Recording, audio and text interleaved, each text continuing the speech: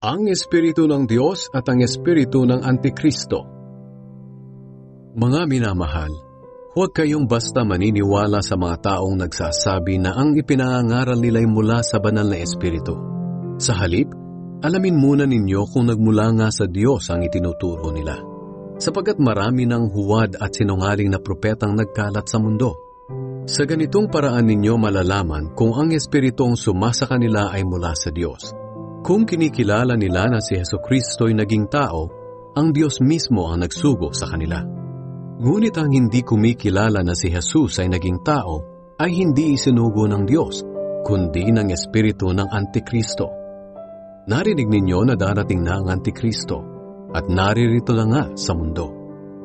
Ngunit mga anak ko, kayo'y sa Diyos, at napagtagumpayan na ninyo ang mga huwad at sinungaling na propeta.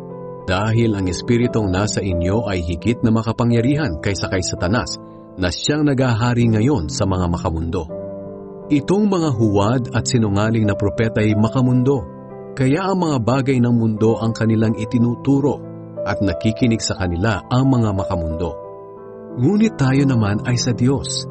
Ang mga kumikilala sa Diyos ay nakikinig sa mga itinuturo natin. Ngunit ang mga hindi kumikilala sa Diyos ay hindi nakikinig sa atin.